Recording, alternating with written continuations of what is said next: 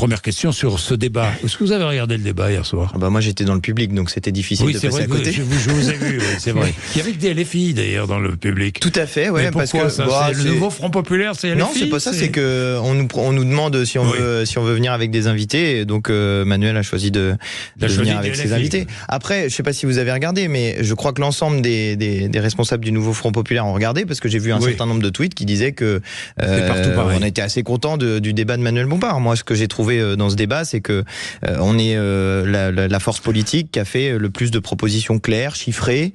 C'est quelque chose à quoi Manuel Bompard a fait très attention, parce qu'on sait très bien que c'est un peu l'image qui est renvoyée du nouveau Front Populaire. Mais voilà, vous promettez monts et merveilles, mais vous savez pas chiffrer. Bah si, justement, c'est ce qu'on a proposé. Et par ailleurs, c'est chiffré, mais ça coûte très cher. Oui, bien sûr, mais ça coûte très cher. Mais 300 milliards, non mais attendez, mais c'est vrai que c'est chiffré. Faut aller dans le détail. Je reconnais que c'est chiffré, et je reconnais qu'avec 300 milliards de dépenses supplémentaires, on peut annoncer un certain nombre de choses supplémentaires. Déjà, il multiplie par 2 les dépenses avant que ça ait commencé. 150 milliards, 300 milliards, on a un peu du mal à savoir. Nous, on a ça, c'est votre chiffrage. Ça fait beaucoup de milliards. Selon la police ou selon les intermittents. Monsieur Cazeneuve, quand même, vous allez pas nous faire des leçons sur la dette alors que vous avez engouffré le pays dans un endettement considérable, et qu'aujourd'hui tout le monde est d'accord pour dire que vous êtes les pires en matière d'économie. Monsieur Léaumont, on a eu la chance de partager les bancs de l'Assemblée ensemble. Vous avez passé votre temps à nous dire qu'on mettait en place une politique d'austérité. Et là, vous êtes en train de me dire qu'on a plongé le pays dans la dette. Il y a un minimum de cohérence à avoir. Alors, je peux vous répondre sur ce point-là. Vous mettez de l'austérité. Attendez, on n'est pas à l'Assemblée nationale ici. On est rentré fort dans le... On est ici... C'est parce qu'on aime bien discuter avec Monsieur Cazeneuve. J'imagine que vous aimez discuter. On a des débats très riches. Vous avez des débats permanents. Bon, alors, d'abord le débat, Pierre Cazeneuve, qu'en avez-vous pensé ? Vous avez regardé ? J'ai regardé, je suis sorti, j'étais sur le terrain jusqu'à 20h30, je suis rentré vite regarder le débat, j'en ai pensé... On a vu un Premier ministre clair, qui effectivement n'a pas fait d'annonce absolument faramineuse, avec... d'un programme extrêmement clair, extrêmement précis sur ce qu'on pouvait faire de manière raisonnable, de manière raisonnée avec la situation financière telle qu'elle est aujourd'hui, avec un axe très clair sur le pouvoir d'achat aussi, avec des mesures concrètes sur l'électricité, sur les mutuelles, et surtout deux candidats d'un côté comme de l'autre, extrêmement dépensiers, parfois un peu approximatif aussi, il faut le dire. Et je pense que Gabriel Attal, là où il a été excellent hier à nouveau, c'est faire tomber les masques sur le programme. Et dans le comportement des uns et des autres. Je voudrais répondre sur ça quand même. Oui, mais d'accord. Oui, sur le comportement, moi j'ai trouvé que ça va pas vous étonner. Je vais trouver que Manuel Bompard était le meilleur. Mais pour détailler, Manuel, il avait une stratégie, une technique que j'ai trouvé bonne. Il laissait les deux s'empoigner là comme ça, et puis une fois qu'ils avaient fini, il disait voilà nous ce qu'on propose. Il s'est aussi empoigné avec. De temps en temps, quand Jordan Bardella. Quand il dit des trucs éminemment racistes, il est normal qu'on lui rentre dans le lard. Enfin, je veux dire, on va pas laisser des propos racistes être tenus devant 5 millions de personnes et rien répondre. C'est pas possible, Monsieur Bourdin. Ça, c'est la France ici. C'est pas Vichy ou Pétain. Donc, quand il y a des propos comme ça, on répond. Ensuite, sur le financement, oui, ça coûte cher. Mais enfin, qui c'est qui ne paye pas là en ce moment ? C'est les ultra-riches. Les ultra-riches de notre pays, faut que les Français sachent que l'impôt est dégressif quand on est très très riche. Quand on est dans les 0,1% les plus riches, on paye moins d'impôts que ceux qui sont dans les tranches d'avant. Est-ce que vous trouvez ça normal dans un pays qui dit que l'impôt sur le revenu est progressif ? Non, c'est pas normal. Donc, si on veut des services publics efficaces sur la santé pour les déserts médicaux ou les écoles, que ça soit dans les zones rurales ou dans les quartiers prioritaires, si on veut ça, il faut des moyens supplémentaires pour notre État. Et ce qu'a fait ce gouvernement, c'est pour ça que je vous dis, vous avez endetter le pays tout en faisant une politique d'austérité, parce que l'austérité, elle frappe les personnes qui sont dans la classe moyenne. Les gens qui sont au milieu, ils s'en prennent plein la tronche sur le niveau des impôts. Et puis ceux qui sont tout en bas, augmenté ou ils ont baissé les impôts? Ceux qui sont tout en bas, ils en prennent encore plus. C'est Monsieur Léaumont. Mais il y a un impôt privé qui s'applique. Ou ils ont baissé les impôts depuis 7 ans? La taxe d'habitation, vous la payez, la taxe d'habitation, ou vous la payez plus? Les prix n'ont cessé d'augmenter. La redevance télé, vous la payez ou vous la payez plus? Vous êtes en train de faire exactement. Ne dites pas n'importe quoi. Ne dites pas qu'on a augmenté les impôts alors qu'on est le seul programme qui propose de manière extrêmement claire, ça a été répété par Gabriel Attal, ça me permet de le répéter sur ce plateau ce matin. Vous confondez deux trucs. Règle d'or, pas d'augmentation d'impôts. On est le seul parti entre les trois alternatives que les Français ont. Vous les baissez pas dimanche. Mais justement, j'ai utilisé cette expression exprès pour que ça fasse réagir. Nous, on va baisser les impôts des gens qui gagnent moins. Voilà. Parce que les gens qui gagnent moins, il est temps qu'ils payent un peu. Il y a une chose que je comprends pas très bien dans votre argumentation. Ceux qui gagnent moins. Je vais préciser, Antoine Léaumont, parce que vous dites on va baisser les impôts de 92% des Français. Mais il n'y a que 47% des Français qui paient l'impôt sur le revenu. Alors là, je comprends pas très bien. Vous tapez pile poil où il faut, Monsieur Bourdin. Parce que il y a il y a deux mesures. Non, mais c'est parfait. Il y a deux mesures qui vont ensemble pour cette baisse ou maintien, parce qu'il y a certaines personnes qui sont dans les tranches les plus élevées qui vont avoir une stabilité. En gros, c'est baisse ou stabilité des impôts pour 92% des Français qui gagnent moins de 4 000 euros. Comment on fait? Oui, j'ai compris votre question sur l'impôt sur le revenu. Alors, ça va vous étonner. Avec nous, tout le monde va payer l'impôt sur le revenu. Ah, mais vous allez me dire, mais comment c'est possible alors que les gens payent moins d'impôts? Parce qu'on rend la CSG progressive. Parce que la CSG, c'est un impôt qui est totalement injuste. Tout le monde paye le même taux. C'est pas normal. Ça s'appelle la contribution sociale généralisée. Donc la contribution sociale généralisée. Ne vous inquiétez pas, monsieur Cazeneuve, que les gens, quand ils regardent leur feuille de paye, en fonction de ses revenus. Et donc, quel est l'intérêt d'avoir une CSG si elle est... Du coup, pourquoi pas supprimer la CSG tout court? C'est une autre possibilité. Mais c'est pas celle qu'on a choisi. TVA, qui est un impôt injuste, terriblement injuste. Tout à fait. TVA réduite sur les produits de première nécessité, augmentée. C'est-à-dire que celui qui est riche va payer une TVA 5,5 sur les produits de première nécessité. Mais par exemple, sur les sacs Louis Vuitton, il va payer une TVA 33. Donc ça compense quelque part, vous voyez. Donc ceux qui sont par exemple sur les yachts, 33 sur les yachts, une TVA à 33, ça ne pose pas de problème. Non, 33. Pas interdit par l'Europe. Mais les fiches de l'Europe, ils veulent en sortir. Non, mais c'est pas ça. C'est qu'il y a une souveraineté populaire qui doit s'exprimer. Moi, je suis un républicain convaincu. Je considère que la souveraineté populaire, et d'ailleurs c'est dans nos textes, c'est ce qui doit décider, ce qui doit prendre la décision politique, y compris sur les questions économiques. Si on dit on peut rien faire, il y a l'Europe, il y a la mondialisation, alors on n'est pas des républicains conséquents. Ça veut dire qu'on considère que le pouvoir populaire n'existe pas. Eh bien moi, ce n'est pas mon idée que je me fais, ni de mon peuple, ni de la France, voilà. Et par ailleurs, je vous réponds sur l'austérité, parce que austérité, ça veut dire baisse des moyens dans les services publics. C'est ce que vous avez fait. Vous avez pas arrêté de faire des économies, à part sur la police, mais vous n'avez pas arrêté de faire des économies dans le service public. C'est quoi le budget et de l'autre côté, le budget de la Sécu, il augmente ou il a baissé? Et de l'autre côté, je vous dis, non mais vous confondez tout. Vous confondez tout. Vous confondez la Sécu, les services publics, vous confondez tout. Vous venez de dire, monsieur Le Mans, vous venez de dire, on a baissé. Oui. Le financement des services publics, la santé, ça a baissé ou ça a augmenté? Vous avez augmenté après l'avoir baissé. Enfin, ne nous prenez pas pour des imbéciles. Mais personne ne vous prend. Alors pourquoi les lits ont fermé si vous n'avez pas baissé dans la santé? Bah oui, mais monsieur Cazeneuve, c'est le bilan de l'ensemble de votre politique qu'il faut faire. C'est pas le dernier budget. Vous êtes d'un populisme crasse. Mais je suis pas d'un populisme crasse. La fermeture des lits, elle est liée de plus en plus à l'hospitalisation de jour. On ferme des lits parce qu'on n'a plus besoin d'avoir des gens qui restent la nuit à l'hôpital. Vous faites sortir les gens plutôt que ce qu'il faut. C'est 100 milliards de plus sur le Ségur, sur l'éducation nationale. C'est une revalorisation qui n'a jamais eu lieu. On a doublé les moyens de la justice. Monsieur Cazeneuve, vous dites que vous augmentez après avoir baissé. Recruté. Non mais monsieur Léaumont, donc il faut prendre votre politique d'ensemble. Oui, mais vous le dites d'ensemble. Regardez l'ensemble des dépenses. Puis après vous dites youpi, on augmente. Monsieur Léaumont, en fait, soit on parle de chiffres ensemble, de ce qu'est la réalité aujourd'hui du financement des services publics 2017 versus 2024, et là je peux vous dire, sur la santé, sur la justice, sur l'armée, sur la police, vous avez raison, 12 500 policiers supplémentaires sur le terrain depuis 2017. Alors on va rentrer dans le détail. Ces services publics ont augmenté, et on a augmenté leur financement. Pourquoi? Après avoir, pendant des années... Dites pourquoi à nos téléspectateurs, parce qu'il y a eu des grandes crises, notamment le Covid, parce que pendant 30 ans... Et donc ça coûte plus cher. Non.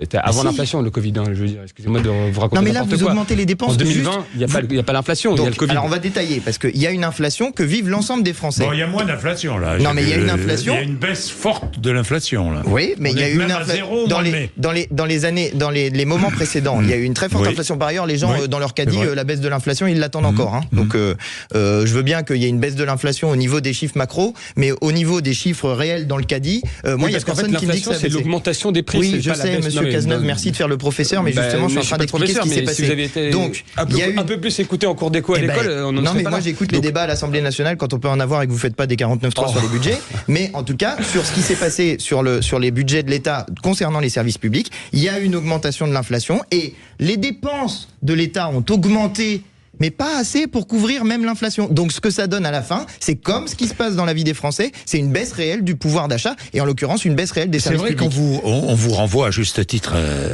à la figure en permanence, Pierre Cazeneuve, ce déficit de l'État. Pardon, cette dette monumentale. Oui. Monumentale. Je vais vous répondre sur ce point-là et puis après j'aurais juste vous dites on n'augmente pas les impôts. Vous dites, ça veut dire, vous dites, nous sommes de bons gestionnaires, mais de bons gestionnaires avec plus de 3 000 milliards de dettes. Généralement, c'est vous qui posez les questions. Je m'en permets juste une cette fois-ci. 2017, 2018, 2019. Que fait le déficit de la France? Il augmente ou il baisse? Il baisse.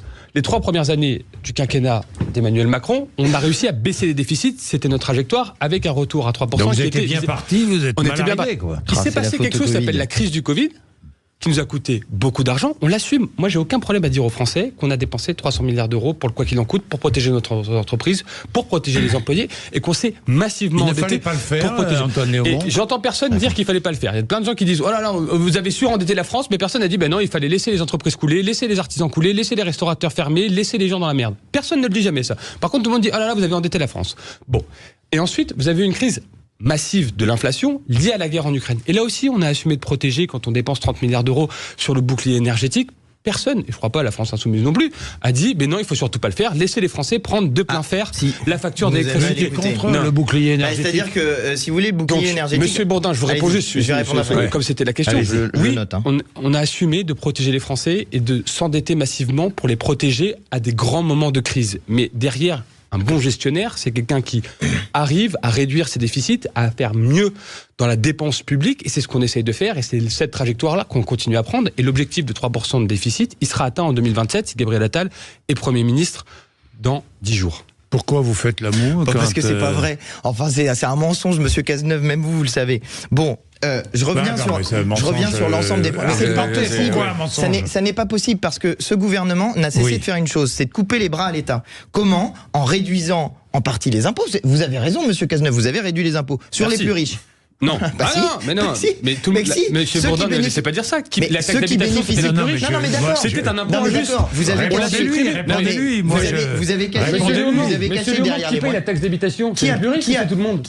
Mais bien sûr que c'est tout le monde. Bon, alors c'est sur les plus riches. Vous avez baissé les impôts. Il y a que les riches qui regardent la télé. Permettez-moi de vous répondre. Arrêtez de raconter n'importe quoi. Vous avez baissé la redevance télé, c'était combien ? Allez, c'était 160 €. Allez, vous avez baissé de 160 €. Non, c'est super, c'est génial. Mais par contre, aux riches, vous leur avez fait gagner combien ? Par exemple, avec la suppression de l'ISF, 3 milliards d'euros, bam, déversés comme ça sur les ultra-riches. 3 milliards d'euros, d'accord ? C'est une somme considérable. Et donc, ils viennent vous voir en disant, oui, on a baissé un petit peu vos impôts, là, les gens qui galèrent et tout ça. Et à la fin, ils viennent, et en fait, ce qu'ils ont fait, c'est de baisser considérablement les impôts sur les plus riches. S'il y avait le niveau d'imposition de monsieur Chirac, qui était un bolchevique bien connu, eh bien, on n'aurait actuellement pas de déficit de l'État. D'accord ? Donc, ce que vous avez fait, c'est priver l'État de ses moyens. Et ça, c'est insupportable parce que derrière, ceux qui payent effectivement, c'est les plus pauvres avec la baisse des services publics. Vous allez répondre. Ensuite, attendez, parce qu'il y avait une question très précise. Il y avait une question sur le bouclier énergétique. Vous étiez contre, vous étiez pas contre. Mais vous avez fait quoi ? Vous avez utilisé l'argent public pour continuer à préserver les revenus des énergéticiens. Bah nous, non. Nous, ce qu'on voulait faire, c'était bloquer les prix et faire payer la facture aux énergéticiens parce qu'il y en a ras-le-bol que des groupes comme Total, par exemple, s'en mettent plein les poches et payent à la fin 0 € d'impôt. Non, c'est pas vrai. Si, c'est vrai. Non, parce que vous savez comment ils font ? Ils font des jeux comptables en disant ah bah en France on a fait des déficits et puis dans le reste des pays on a fait des bénéfices. Ça vous aura pas échappé qu'on n'a pas de pétrole en France, monsieur. Ah oui, ça m'a pas échappé. Et le groupe il a vendu son essence. D'accord. Et donc en France. Non mais je vais répondre juste parce que là on est rentré dans des détails assez techniques. À la fin de l'histoire, vous avez un parti qui vous propose, si je la résume, de dépenser 150 milliards de plus en disant que ça va pas augmenter les impôts, en disant que tout va aller bien. C'est pas vrai, en fait. Voilà. Et donc, que ce soit sur la retraite, que ce soit sur les successions, il faut le dire aux Français. La prime de rentrée, en septembre, si le nouveau Front Populaire est au pouvoir, c'est pas des sous pour acheter des affaires scolaires, c'est des impôts en plus. C'est 430 € d'impôts en plus pour tout le monde sur les successions. Voilà. C'est donc, je le dis très clairement aux Français, c'est ça qui va se passer. Et donc, ça, c'est sur la partie les impôts pour ceux qui bossent. Et puis après, vous avez aussi sur les retraites, quand on revient à 60 ans, on est déjà, malgré la réforme actuelle, à peu près à 14 milliards de déficit. Si Jean-Luc Mélenchon arrive au pouvoir, qu'on revient à 60 ans, c'est extrêmement clair ce qui va se passer. C'est la baisse des pensions pour l'ensemble des retraités. Et ça, je veux le dire très clairement parce que vous ne le dites pas aux Français. Bien, messieurs, je voudrais... Si le RN arrive au pouvoir, ce qui est possible, le RN majoritaire, est-ce que ce sera le chaos ? Antoine Léaumont. Que promettez-vous au RN ? Bien sûr que ce sera le chaos. Non, mais si jamais le chaos ? Si jamais le rassemblement. Vous descendez dans la rue ? Non, c'est pas ça. C'est qu'il y a plein de gens qui vont se sentir tout à fait libres de commettre des violences racistes. Ça, c'est le chaos. Ouais. Il y a plein de gens là. Déjà, on voit les gens. Croyez-vous, pensez-vous ? Oui, mais bien sûr, monsieur Bourdin. La parole est déjà en train de se libérer. Les propos racistes. Vous avez pas vu l'extrait vidéo avec Divine là où vous avez les deux personnes qui sont en train de l'insulter, de lui dire retourne à la niche. Voilà, ça c'est des mots. Alors, ce n'est pas raciste, ça dit Marine Le Pen. Oui, c'est pas raciste, c'est ça, ouais. C'est exactement les mêmes propos que ceux qui disaient à nos ancêtres italiens quand ils arrivaient sur le sol de la France en disant interdit aux chiens et aux Italiens. C'est pas raciste peut-être. Bien sûr que si, c'est raciste, monsieur Bourdin. Et notre pays a été, pays s'est construit comme ça. Vous appelez une grève générale. Je vous dis, on verra, monsieur. On verra, monsieur Bourdin. Permettez-moi de pas donner nos stratégies antifascistes avant que on essaye d'abord de les battre, voyez-vous, dans les urnes, parce que c'est toujours plus facile de les battre dans les urnes. Oui. Et puis après, on verra. On verra ce qu'on fait. On verra ce qu'on fait, monsieur Bourdin. Bloquez le pays. Moi, je préfère partir de l'idée que c'est le nouveau Front Populaire qui va gouverner. Et je voudrais revenir juste, parce que vous avez dit 2-3 trucs quand même que c'est pas tout à fait vrai. Par exemple, sur les retraites, nous, ce qu'on propose, c'est d'augmenter les retraites pour une carrière complète au moins au niveau du SMIC revalorisé, c'est-à-dire 1 600 €, et d'augmenter les retraites minimales à 1 100 € par mois. Parce que ce qui se passe à l'heure actuelle dans le pays, c'est que ceux qui ont une carrière incomplète, ils sont sous le seuil de pauvreté. Est-ce que vous trouvez ça normal que nos anciens soit sous le seuil de pauvreté? Eh ben moi non, je trouve pas ça normal. Donc on fixe un objectif politique, personne sous le seuil de pauvreté chez nos personnes âgées. Et qu'est-ce qu'on fait? On trouve les financements. Ça coûte combien? Ça coûte 8 milliards d'euros très précisément de mettre en place cette mesure. Le 25 décembre, c'est plus le Père Noël qui passe, c'est Antoine Léaumont. Vous avez dit un mensonge. Les chèques comme ça, vous avez dit un mensonge. Mais non, on rase pas gratis. Vous avez dit un mensonge, monsieur Cazeneuve. C'est que la réforme des retraites, enfin vous avez dit une vérité et derrière il y a un mensonge. Vous avez dit, malgré la réforme des retraites, on est encore en déficit de 14 milliards. Tiens, c'est marrant, parce que c'est exactement le déficit que prévoyait le corps en 2030, c'est exactement le même que avant et après la réforme des retraites. Conclusion, la réforme des retraites n'a servi à rien. Pire, elle coûte des sous. Vous savez pourquoi? Parce que les gens qui du coup ne peuvent pas partir en retraite se retrouvent non pas au travail, mais au chômage. Et donc au chômage, il faut payer le fait qu'on paye le chômage. Qui ne lisent pas les rapports du corps qu'ils commentent. Mais en fait, si vous lisez le rapport du corps, je l'ai lu en entier le rapport du corps, le dernier. Ah, j'ai pas l'impression, parce qu'ils disent 14 milliards malgré la réforme. Et s'il n'y avait pas la réforme, 25. Donc, racontez pas des sottises. Donc votre réforme, elle n'a servi à rien. Bah donc 11 milliards déjà de... Non. Vous êtes en train de nous dire qu'il faut travailler moins longtemps pour augmenter, pour pérenniser le système des retraites. Non mais monsieur Léaumont, je veux dire, les Français ils sont pas débiles, arrêtez de leur parler comme des débiles, ils sont extrêmement clairs. Ils savent très bien qu'on vit plus longtemps, qu'il y a moins de gens pour travailler, et donc il faut travailler un peu plus longtemps. Alors vous n'êtes que tous les deux, il n'y a pas de représentant du Rassemblement National. Là, je fais juste une petite parenthèse, Jordan Bardella refuse de venir ici, j'ai pas bien compris pourquoi, il refuse de répondre à mes questions. Parce qu'en fait, comme on n'a pas compris si c'était 60, 62, 64, 66 ans sa réforme des retraites, j'imagine qu'il n'a pas envie de s'expliquer ici. À tout le monde, il refuse de venir ici sur Sud Radio. Je ne sais pas pourquoi. Bon, enfin ça, mais il refuse aussi de se rendre au Parlement européen. Bon, mais non, mais si le Rassemblement National est au pouvoir, que faites-vous? Bah déjà, comme monsieur Léaumont, je veux dire, j'espère que le Rassemblement National n'arrivera pas au pouvoir. Pour une raison simple, c'est que ce serait l'avènement d'une idéologie où on met les Français contre les autres, on fait le distinguo entre les binationaux, ceux qui sont français de souche, ou je ne sais quoi, quel autre anathème on va inventer. Puis c'est aussi la ruine du pays. Voilà, faut le dire clairement. Ce que je trouve formidable, monsieur Bourdin, personne ne l'a relevé. La mesure qui est répétée par le Rassemblement National partout, c'est on va faire un audit. Ils sont tellement pas au clair sur leurs finances publiques et sur leur programme, ils vont dire on va faire un audit. C'est quand même drôle. La première mesure du Rassemblement National, c'est de demander à McKinsey de faire l'étude des comptes de la France, parce que c'est ça un audit. Hein. Quand on fait pas confiance à la Cour des comptes, on demande à un cabinet de conseil. McKinsey qui va faire l'audit. Donc c'est McKinsey. Ça sera peut-être le seul point sur lequel on est d'accord. Monsieur Barnier, je trouvais un point d'accord. Mais il y a un truc qui s'appelle la Cour des comptes, ils n'ont pas l'air de connaître en fait. Et qui bossent pas en commission des finances. La première mesure du Rassemblement National, c'est de demander à McKinsey ou à PwC de faire un audit de la France. Vous avez dit que le budget était insincère.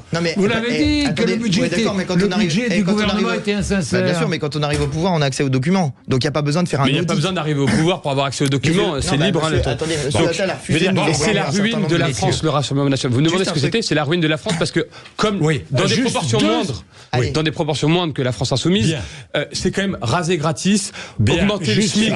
Vraiment très court. Merci Pierre Cazeneuve. Très court parce qu'il y a une question qui est centrale. 10 secondes. L'augmentation des salaires avec l'augmentation du SMIC à 1 600 €. Figurez-vous que ça finance aussi les comptes publics parce que ça fait rentrer davantage d'argent dans les caisses de l'État.